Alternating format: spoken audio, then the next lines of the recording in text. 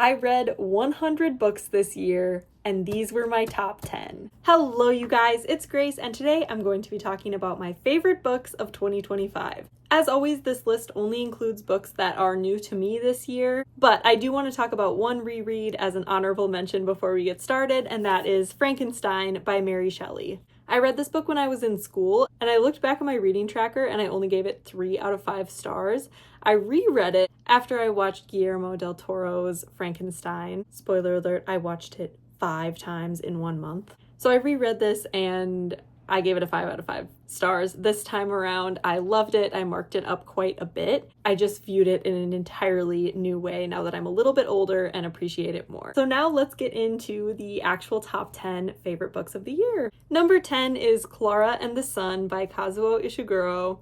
This book was fascinating. It was beautiful. I enjoyed it so much. It follows Clara, who is an artificial friend for a little girl. So artificial friends are basically kind of like an AI, very humanoid robot, and they are caregivers for children, kind of like a nanny is the vibe I get. This story kind of explores the relationship between Clara and the little girl that she's caring for, and I genuinely just thought this was a beautiful story. I don't want to say too much about it because I do think this one is fun to go into not knowing a ton about. It was a beautiful book. I highly recommend.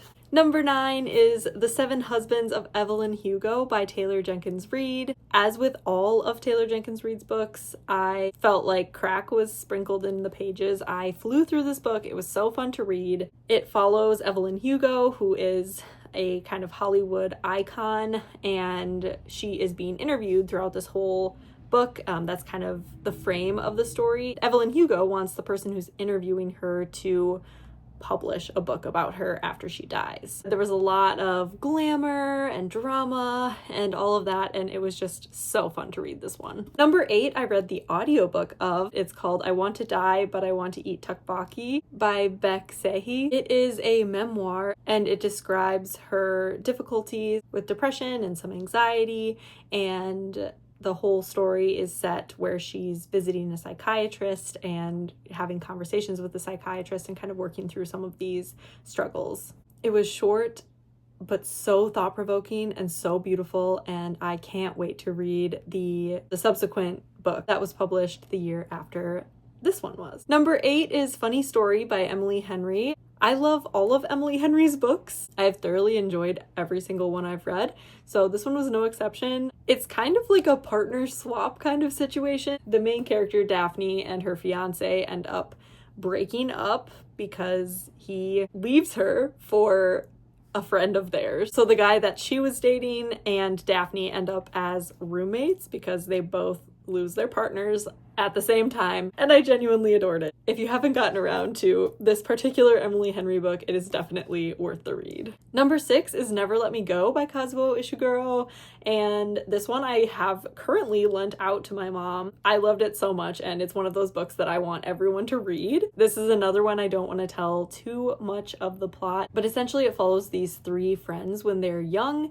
and they're all going to school together. These 3 friends have a pretty complicated relationship growing up, but I feel like it stays very true to young people and the drama that young people experience. And then later in the book, we also get to see those 3 people as adults. Their relationships have changed over time, so it's very much an exploration of friendship and relationships, but it's also much deeper than that and gets a little bit dystopian, but I don't want to talk a whole lot about it. I think you should just go into it not knowing a whole lot. Number 5 is Bury Our Bones in the Midnight Soil by V.E. Schwab. I was so excited for this release. Such a beautiful book. I, again, was really busy with the annotating on this one because there were so many quotes that just spoke to me as I was reading this.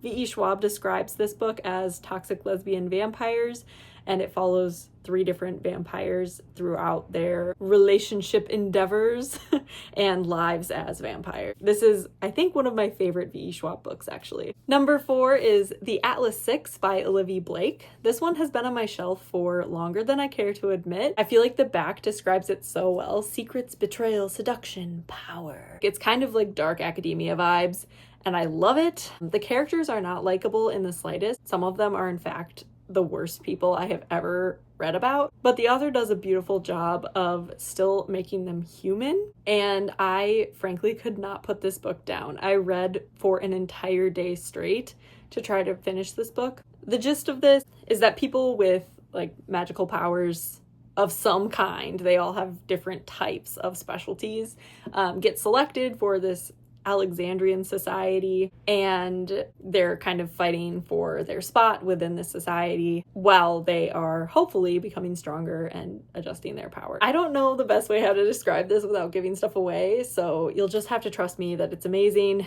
and give it a try. I will definitely be getting to the next 2 books sometime in 2026. Number 3 is Painting Beyond Walls by David Rhodes. This book is set in Wisconsin's Driftless area, which is also where I'm from. I read this right as I was moving back to my hometown after grad school, and having it be set in the same region and then also being a book that's largely about family and going back to your roots. I feel like it was just the perfect book for the time I was reading it. I talked about this book to anybody who would listen for about 2 months after I finished it, and even now I really love recommending this book to people every chance I get. The protagonist, August, is a biochemist, so a lot of his internal thoughts and anecdotes and all of that are pretty scientifically driven. So if you hate science talk, it might not be for you, but I loved it. Enough said. Read it. Number 2 on my list is Onyx Storm by Rebecca Yarros. We knew this was going to be on the list. I had a little bit of beef with this book. There were a couple parts where I was just like, what?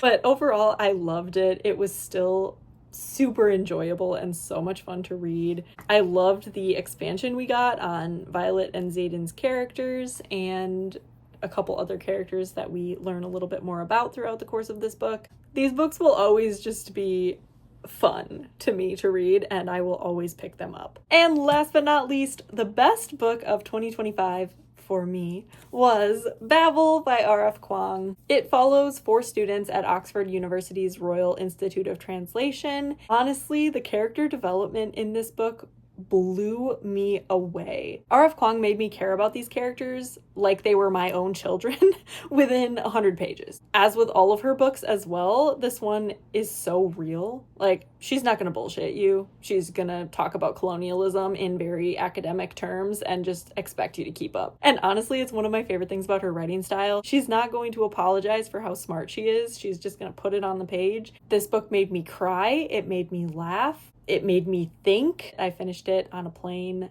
back from Los Angeles, and I was crying next to my neighbor, who was a complete stranger. I read this back in March, and it is still stuck in my brain, and I don't think it will ever stop being stuck in my brain. This was seriously one of my favorite books of all time. Thank you so much for watching. I love sharing my favorite books with you all. Please like this video if you enjoyed it, comment below what your favorite books of 2025 were, and subscribe to this channel so you don't miss my next video. I'll see you next time. Bye!